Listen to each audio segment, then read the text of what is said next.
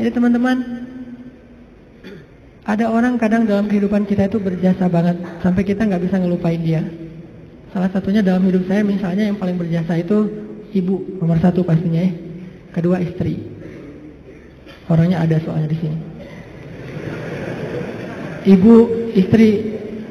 Kalau selain keluarga, oke, itu keluarga. Selain keluarga, siapa yang paling berjasa? Dalam hidup saya itu salah satu yang cukup banyak ngebantu saya itu adalah salah satunya nih. Ada saudara saya, Ustadz Muhtarom namanya, dosen Unpad, tinggal di Antapani. Beliau yang pertama banget nampung saya ketika saya baru hijrah ke Bandung. Ketika saya nggak tahu tinggal di mana, nggak punya rumah kontrakan, ngontrak juga nggak bisa. Beliau nampung saya tinggal di rumah beliau beberapa lama di Antapani. Beliau kenalin saya dengan ibu-ibu Masjid Talim. Nih dari Mesir nih, mau nggak dengerin ceramahnya? Enak loh, padahal saya juga masih bingung ceramahnya gimana ya. Nggak pernah ceramah, sekali-kali ceramah yang kebalik kan Allah Shallallahu Alaihi Wasallam, Rasulullah Subhanahu Wa Taala. Sekali-kalinya ceramah kebalik saking nervousnya. Disuruh ceramah sama Ustadz Muhtaram, ini ceramah. Kayak ibu-ibu ngundang-undang saya awal-awal dikenalin di Bandung. Berjasa banget, sehingga kalau misalnya beliau miss call, nggak keangkat sama saya, langsung saya telepon balik. Kalau beliau SMS, langsung saya read, langsung typing, langsung balas. Kenapa? Karena saya merasa beliau berjasa dalam hidup saya. Adakah yang lebih berjasa dalam hidup kita daripada Allah Subhanahu Wa Taala? Toh beliau juga hamba Allah. Allah yang mengirim beliau untuk saya. Allah yang mengirim ibunda untuk saya. Allah yang mengirim istri saya untuk saya. Kalau Allah nggak kirim istri saya buat saya, nggak mungkin saya bisa nikah sama dia. Kan saya sering cerita, saya bukan tipe dia banget. 4 pantangan pada diri dia tuh ada di saya. Ya Allah, jangan itu, jangan itu, jangan itu, jangan itu. Itu ada di saya semuanya. Coba kalau Allah nggak membolak-balikan hati dia, mana mungkin saya nikah sama dia kan? Kayak mustahil gitu, karena bukan tipe dia banget. Ya Allah, jangan yang orang Sumatera, jangan brewokan, jangan yang dop. Udah dop, brewokan pula. Jangan anak pesantren, karena mungkin beda kebiasaannya, terlalu soleh kali menurut dia gitu ya. 4-4-nya ada pada diri saya, terutama yang dop dan Sumatera nih. Orang Sumatera kuliah di Mesir, dan Mesir mah Sumateranya Arab. Arab itu kayak kita, ada Sundanya, ada Jawanya, ada Betawinya, ada Sumateranya. Mesir itu Sumateranya Arab. Di Mesir tuh nggak ada cerita kita nungguin bus di halte tuh nggak ada. Yang ada ngejar bus. Bus tuh nggak pernah berhenti untuk ngangkut penumpang, nggak ada tuh. Bus ngeliat kita lagi nungguin, malah dia iseng, makin dicepetin. Akhirnya kita kejar, wah, koboi banget lah kehidupan di Mesir mah. Dia cuma berhenti kalau yang nungguin itu ibu-ibu. Kenapa? Karena ibu-ibu di Mesir itu raja. Gak ada yang berani sama ibu-ibu. Bener-bener queen tuh kalau ibu-ibu. Di Mesir ibu-ibu belanja nih ya. Mang. Apa bahasa Arabnya? Gitu lah pokoknya. Mang, itu saya pengen ikan gitu ya. Oh iya. Pas diambil ternyata ikannya matanya agak-agak merah gitu. Mungkin agak-agak lama di freezer. Akhirnya bilang, ini kenapa nih ikan matanya merah? Begadang ya? Nggak jadi deh, malah saya mau ikan yang suka begadang, cari yang lain. Ganti lagi yang lain. Udang aja, baunya nggak enak, ganti lagi. Berkali-kali gonta-ganti, itu yang dagang ikan itu nggak boleh marah. Kenapa? Yang ngomong seorang perempuan. Dan di Mesir itu perempuan sangat dihormati, nggak boleh berdebat dengan perempuan, aib. Debat dengan cewek itu aib. Kalau dimarahin cewek itu aib. Mending kita menghindar aja deh. Kalau kita naik bus, duduk nih, ibu-ibu naik harus berdiri. Kalau nggak berdiri itu dianggap aib, satu bus semuanya aib. Kalian laki-laki atau apa kalian teh? Ada perempuan masuk ke bus, kalian pada duduk cuek itu, malu-maluin kalau di Mesir. Sehingga kalau ada ibu-ibu naik ke dalam bus nih, cowok-cowoknya berdiri siap. Silakan pilih kursi yang mana aja. Ibu-ibu boleh memilih. Kalau di kita kan laki-laki memilih, salah. Ini ibu-ibu yang memilih, saya mau yang di situ. Kenapa? Cowoknya ganteng. Dia milih tuh. Terserah dia mau duduk di mana. Cuma 2, ibu-ibu sama ulama. Kalau ada ulama Al-Azhar, karena ulama Al-Azhar, dosen-dosen saya di Al-Azhar itu nggak punya mobil pribadi. Mereka hidupnya sederhana. Gajinya gede sih, tapi asal gajian langsung ngasih beasiswa kepada mahasiswa yang kurang mampu. Kalau udah gajian tuh saya ngerasain sendiri nih. Dia gajian ngambil di admin ya. Karena dulu nggak ada transferan. Mesir itu agak-agak terlalu ya gitulah, manual ya, nggak ada transfer. Satu-satunya komputer di ruang admin tuh dipakai main kartu. Karena dia nggak ngerti sistem komputerisasi akun kayak gitu tuh, akuntan tuh nggak ngerti dia tuh. Tahu satu-satunya komputer dipakai main kartu. Main kartu pas kita lagi ngantri, Om kita lagi ngantri nih, entar tunggu dulu nih, kita lagi nih belum beres nih, gitu coba. Tapi menghargai banget kepada orang tua, ulama, ibu-ibu. Nah, ada dosen saya ngambil gajinya kurang lebih sekitar 2.000 pound. 1 pound itu dulu sekitar 3.000 rupiah, lumayan lah ya. Hampir 10 juta gajinya. Dia ngambil gaji sekitar 10 juta, langsung datangin mahasiswa yang kita lagi nongkrong di depan kelas, di depan kampus, datangin, ya abnai, panggilnya lembut. Anak-anak, kata dosen, kalian udah beli buku kuliah belum? Kita senyum-senyum. Padahal udah, tapi senyum-senyum aja. Mau bilang udah, jujur. Mau bilang enggak boleh dusta ya.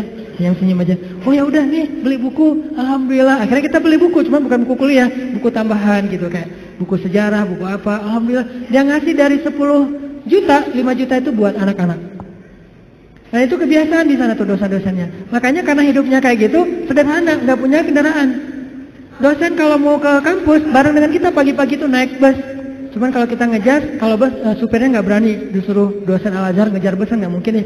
Kalau ngelihat itu ada penampilan dosen, langsung busnya berhenti. Begitu dosennya naik, langsung jalan tuh, nggak peduli kita lagi di tangga kek, di apa, nggak peduli deh. Kan dosen dulu yang naik nih. Prof silakan. Dosennya naik, baru dosennya di atas, kita harusnya bergelantungan tuh bus langsung jalan. Sampai ada beberapa mahasiswa Malaysia karena nggak terbiasa mungkin. Mereka kan biasanya naik taksi nih, karena beasiswa dari kampus, dari kerajaannya gede. Kalau kita kan beasiswanya dari Al-Azhar. Mesir itu negara miskin, tapi ngasih beasiswa puluhan ribu mahasiswa asing.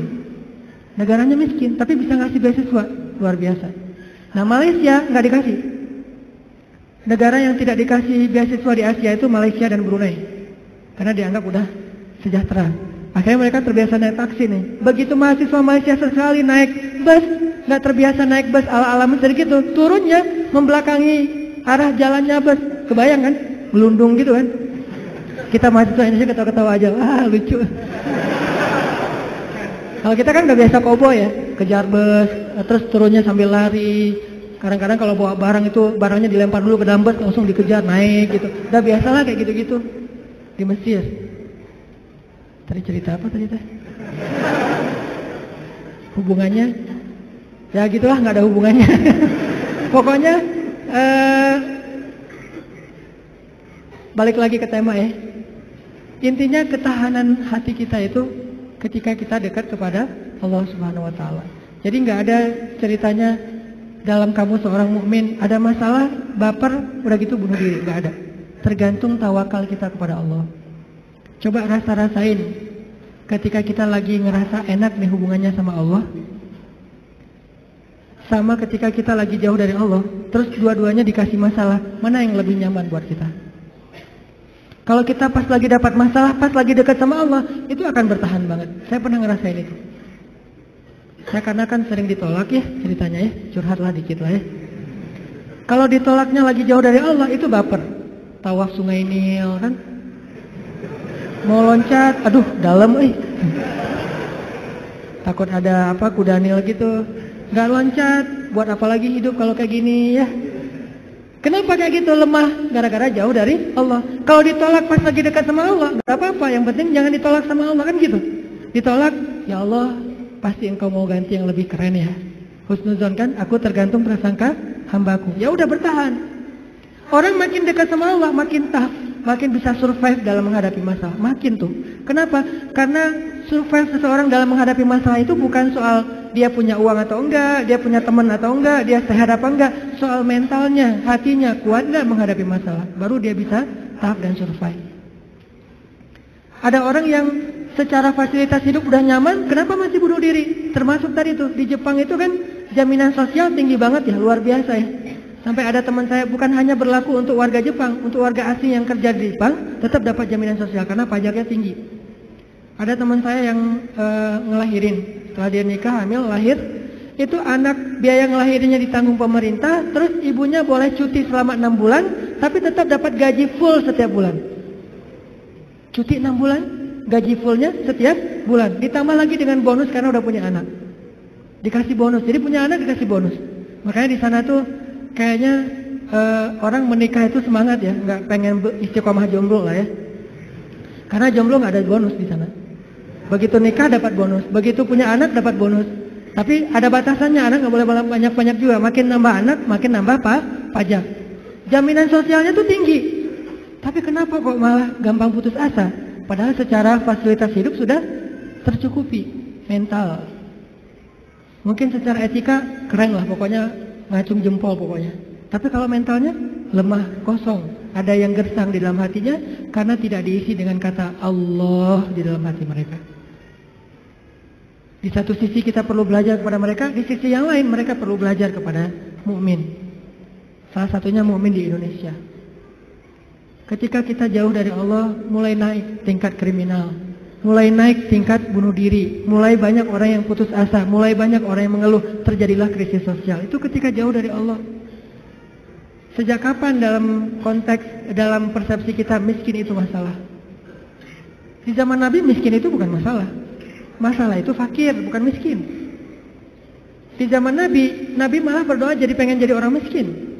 Ya Allah, hidupkan saya sebagai orang miskin, matikan saya sebagai orang miskin, bangkitkan saya bersama orang miskin. Nabi itu cuma bilang, hampir-hampir kefakiran itu menyebabkan orang kufur. Itu teks hadisnya, kadal fakru ayyakuna kufran, bukan miskin jadi kufur. Nggak ada teks kayak gitu. Terjemahan kita yang keliru. Orang miskin itu dekat dengan kekufuran. Nggak ada teks hadis kayak gitu. Yang ada fakir dekat dengan kekufuran. Terus apa bedanya miskin dengan fakir? Miskin itu kurang harta, kalau fakir itu kurang syukur. Makanya Nabi dalam konteks miskin malah berdoa pengen jadi orang miskin supaya hisabnya gampang. Tapi kalau dalam konteks fakir, Nabi malah bertawuz, Allahumma inni a'udzubika minal fakri. Ya Allah, aku berlindung kepadamu dari kefakiran. Maksud kefakiran di dalam doa Nabi itu bukan kurang harta, tapi kurang syukur, kurang qanaah dengan apa yang diberikan Allah Subhanahu wa taala. Mental. Makanya salah satu misi Allah menurunkan Islam, mengutus Nabi Muhammad SAW itu adalah membangun mentalitas manusia yang kita sebut dengan mukmin muslim. Mentalnya yang dibangun, sehingga dengan mental itu lahirlah kebaikan-kebaikan yang sifatnya moral, kebaikan yang sifatnya akhlak, kebaikan yang sifatnya ritual, ibadah. Tapi semuanya berawal dari mental, termasuk sabar, mental. Yang menyebabkan seseorang gak gampang panik, mentalnya. Dan mental itu tergantung keyakinan dia kepada Allah Subhanahu wa taala.